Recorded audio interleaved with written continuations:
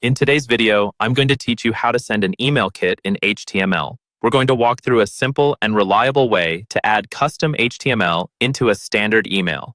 This method is perfect when you only want to use HTML for a specific section or block, instead of building the entire email from scratch in code. By the end, you'll know exactly how to drop in your HTML kit, keep it organized, and make sure it looks the way you expect.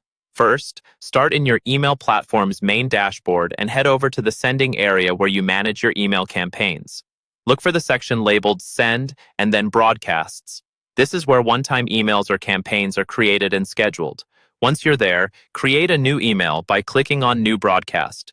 This opens up the email editor where you'll design your message. Inside the editor, you'll see your main content area and usually a sidebar or toolbar with layout options.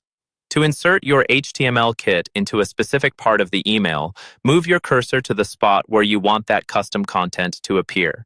Then, either click the plus icon on the left side of the editor or type a /. Both of these actions will open the block menu, which lets you choose different types of content to insert, like text, images, or, in this case, HTML. From that menu, choose the HTML block option.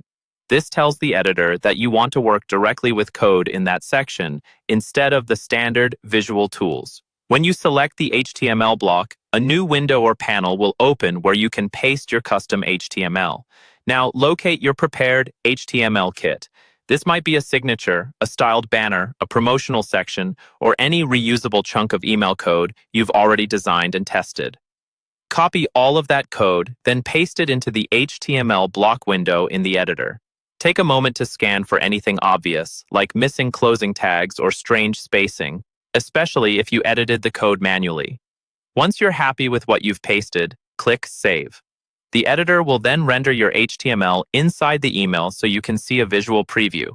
From here, you can continue editing the rest of your email around that block, and you can also send test emails to make sure everything looks correct in your inbox before sending it to your audience.